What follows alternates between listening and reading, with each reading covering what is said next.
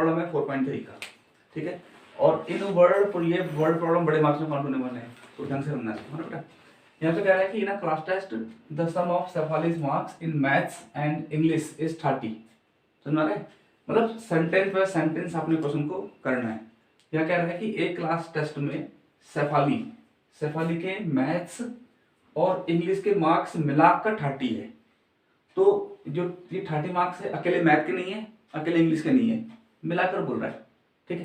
तो math plus English का कितना होगा पूरे 30। तो यहां पर से लेकर यहां पर तक पहले सेंटेंस का मतलब हुआ। आगे पढ़ते हैं। ये आपकी पहली कंडीशन हो गई, ये आपकी फर्स्ट कंडीशन है, बात समझ आई, ठीक है। कंडीशन भी समझो बेटा।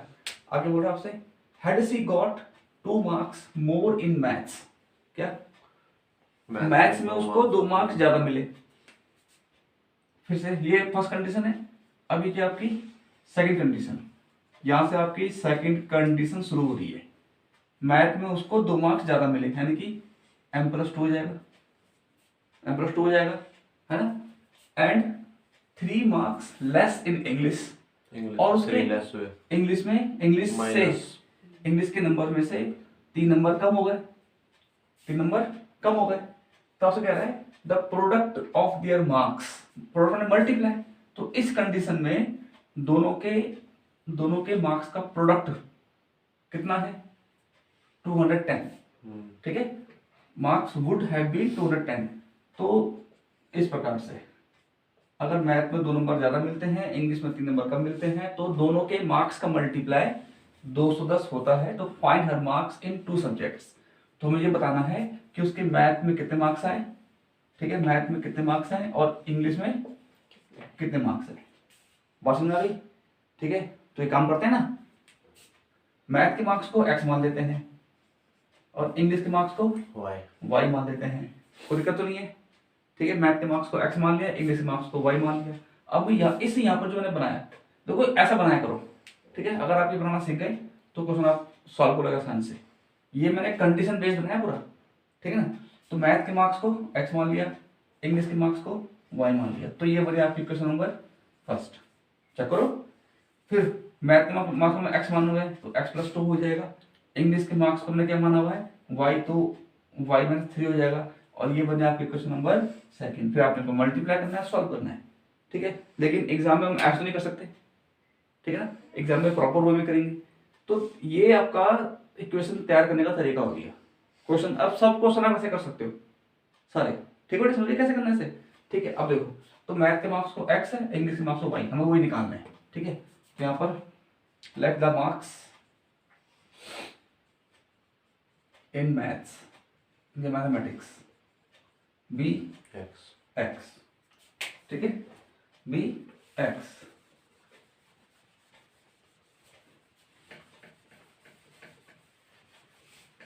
ये नोट करता अपनी है, समझ आ गया ना, ठीक है।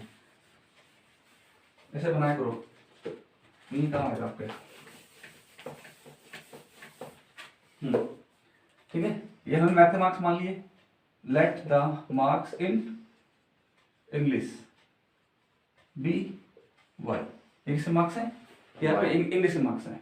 अब according to condition, according to question, जो आपका पहला सेंटेंस था कि मैथ के मार्क्स और इंग्लिश के मार्क्स मिलाकर कितने हैं 30, ये तो था, ठीक है। फिर दूसरा कि अगर उसको मैथ में 2 नंबर ज्यादा मिलते तो मैथ को x माना हुआ है और इंग्लिश में जो y माना हुआ है, इंग्लिश में 3 नंबर कम मिलते, तो दोनों के मार्क्स का मल्टीप्लाई कितना 210।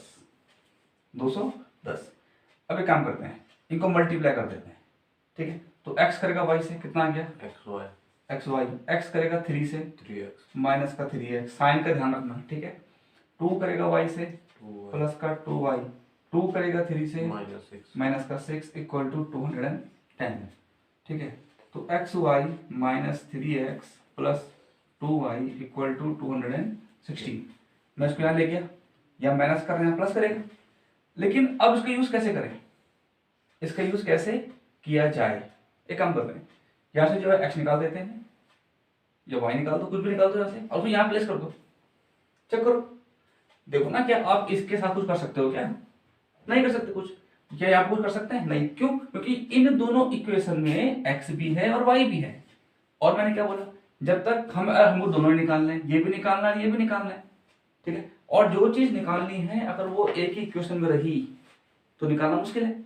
समझ में आ रहा है? दोनों एक ही साथ आएंगे, आप क्या निकालोगे उससे? कुछ मिल जाएगा?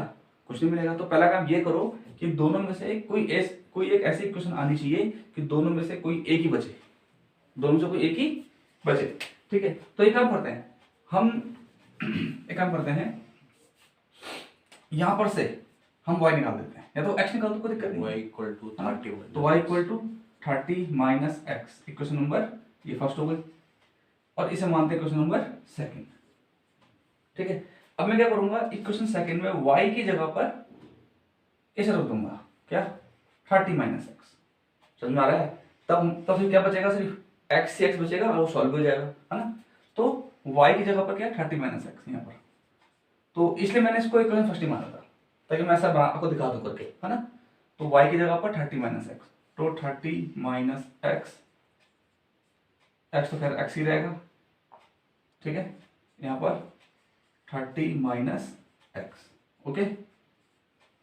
अब उसको अंदर मल्टीप्लाई करो, कितना होगा, 30x माइनस का एक्स स्क्वायर माइनस का 3x, इसको अंदर मल्टीप्लाई कर दो, कितना, 60 माइनस का 2x इक्वल टू 210, 16। अब सॉल्व कर देते हैं, x वाला सॉल्व होगा x वाले के साथ, चेक करो।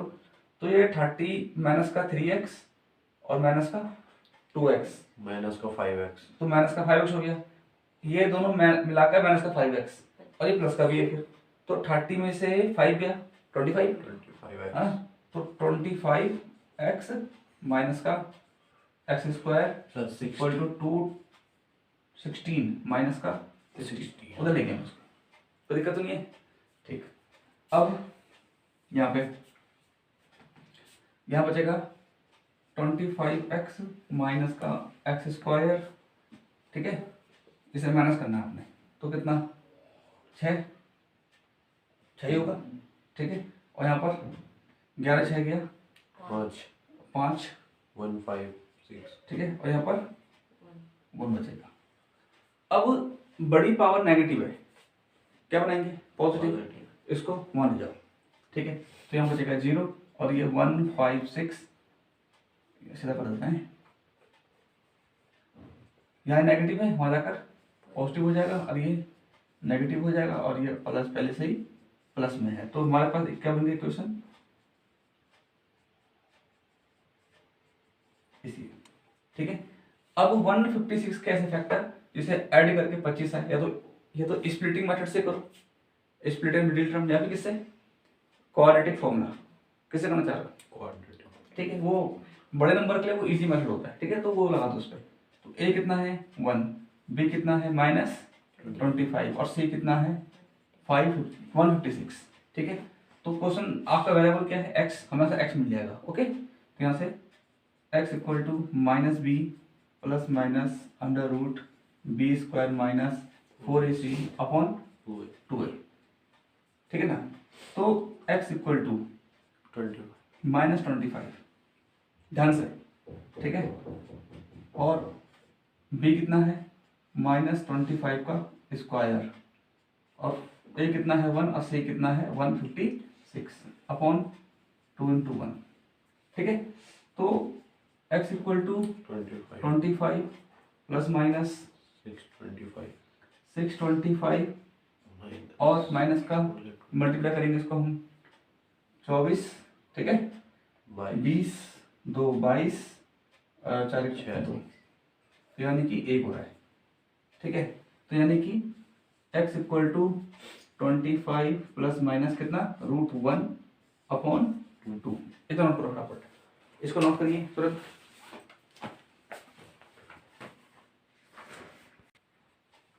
ठीक, अब इसके बाद मैं यहाँ कर देता हूँ, ठीक है, इस जगह पे, यहाँ पे अब देखो x equal to 25 plus minus, और √1 का क्या होता है, √1 का 1 जाएगा अपॉन 2, ठीक है। अब यहाँ पर हम पे प्लस और माइनस दोनों है, क्योंकि क्वाड्रेटिक इक्वेशन बनी, क्या बनी, क्वाड्रेटिक इक्वेशन। और क्वाड्रेटिक इक्वेशन की निकलती है 2 वैल्यू, हम जानते हैं, है ना, तो इसलिए ये प्लस माइनस आया, इसलिए क्या है तुम्हारा प्लस माइनस इस फॉर्मूले में, ये इसलिए आता है, ठीक है। अच्छा, तो यहाँ पर क्या करेंगे हम, एक बार लेंगे प्लस, एक बार लेंगे माइनस, यहाँ पर ऑन टेकिंग पॉजिटिव साइन, इसको लो, ठीक है। तो x इक्वल टू कितना 25 प्लस 1/2 यानी कितना 26/2 यानी कि 13, ये आ गया। फिर यहाँ पर क्या लोगे, ऑन टेकिंग नेगेटिव साइन, ठीक है। तो x equal to 25 minus 1/2, x equal to 24/2 यानी कि x इक्वल टू 12, ठीक है। तो x इक्वल टू 13 और x इक्वल टू 12। अब इसके बाद देखो दोनों ही प्लस में है, ठीक है, दोनों ही किस में है, प्लस। अब x क्या है, x जो है मैथ के मार्क्स है, ठीक है। अब ये तो पूछे क्या पॉसिबल है कि जो है मैथ के मार्क्स 13 भी आया 12 भी है, या फिर टेस्ट सिर्फ एक हुआ है, टेस्ट तो एक हुआ है ना, तो x की वैल्यू दोबारा क्यों आई, एक्चुअल में ये कंडीशन देगी आपको, ये आपकी बनी कंडीशन, ठीक है। कैसे, एक बार इसको लेंगे, ठीक है, देखो if मैथ्स मार्क्स, अच्छा कम करते हैं, देखो if x इक्वल टू कितना 13, अगर ज्यादा मार्क्स काउंट करते हैं तो y कितना आएगा, फिर y मतलब इंग्लिश के मार्क्स, अगर मैथ के मार्क्स हम लेंगे 13 तो इंग्लिश के मार्क्स कितना आएंगे फिर 17, तो y इक्वल टू 30 माइनस 13 कितना 17, ठीक है। ऐसे अब मैं दिखा दूं, मैथ के मार्क्स अगर 13 तो इंग्लिश के मार्क्स कितना आने चाहिए हिसाब से 70 आने चाहिए, यह वो बनी कंडीशन। दूसरा, इफ अगर मैथ के मार्क्स क्या लें 12, अगर मैथ के मार्क्स 12 लेंगे तो इंग्लिश के मार्क्स क्या लेंगे, यहाँ रखो उसे, ठीक है। तो y इक्वल टू 30 माइनस 12 कितना 18, यानी कि अगर मैथ्स के मार्क्स 12 तब इंग्लिश के मार्क्स कितने 18। तो ये कंडीशन है, देखो अगर मैथ के मार्क्स माइनस में आते तब क्या लेते हैं हम प्लस वाला, क्या लेते हैं प्लस वाला, ठीक है ना।